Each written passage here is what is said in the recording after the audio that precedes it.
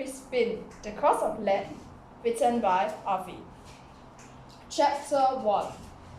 England, AD 1377. The day after my mother died, the priest and I wrapped her body in a grey shroud and carried her to the village church. Our burden was not great. In life, she had been a small woman with little strength. Death made her even less. Her name had been Esther. Since our cottage was at the village fringe, the priest and I bore her remains along the narrow, rutted road that led to the cemetery. A steady hissing rain had turned the ground to clinging mud. No birds sang, no bells tolled. The sun hid behind the dark and lowering clouds. No one knelt. We passed village fields where people went working the rain and mud. They simply stared. As they shunned my mother in life, they shunned her now. As for me, I felt, as I often did, ashamed. Other than the priest, my mother had no friends. She was often taunted by the villagers. Still, I had thought of her as a woman of beauty, as perhaps all children think upon their mothers. The burial took place amongst the other paupers' graves in a walled cemetery behind our church. It was there the priest and I dug her grave in water-laden clay. There was no coffin. We laid her down with her feet toward the east, so when the day of judgment came she would rise up to face Jerusalem.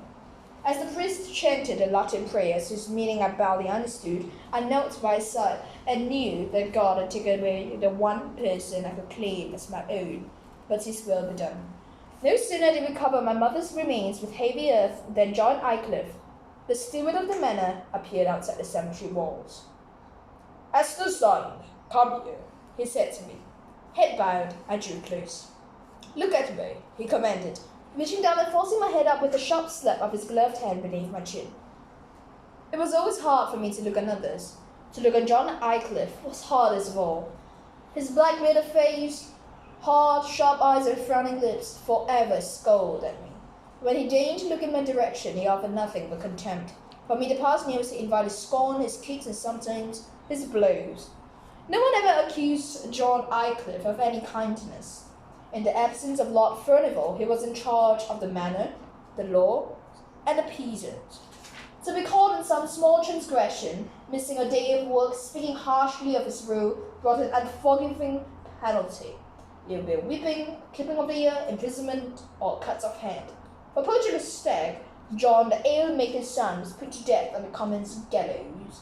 As judge, jury, and willing executioner, Aycliffe had but to give the word, and his offender's life was forfeit. We all lived in fear of him. "With your mother gone, you are required to deliver your ox to the manor house tomorrow. It will serve as a death tax."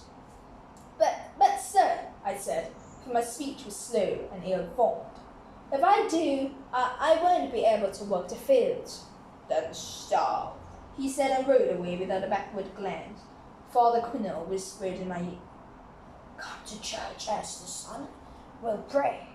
Too upset, I only shook my head.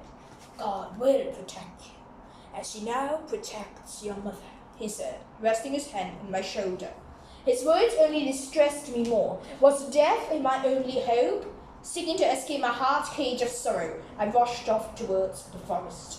Barely aware of the earth beneath my feet and the roof of trees above, I paid no mind to what I ran under my soiled garment, a grey wool tunic, torn brambles and bushes, nor did I care that my leather shoes, catching roots or stones, kept tripping me, causing me to fall. Each time I picked myself up and rushed on, panting, crying. Deeper and deeper into the ancient woods I went, past thick bracken and stately oaks, until I tripped and fell again. This time his God and his wisdom would have done it.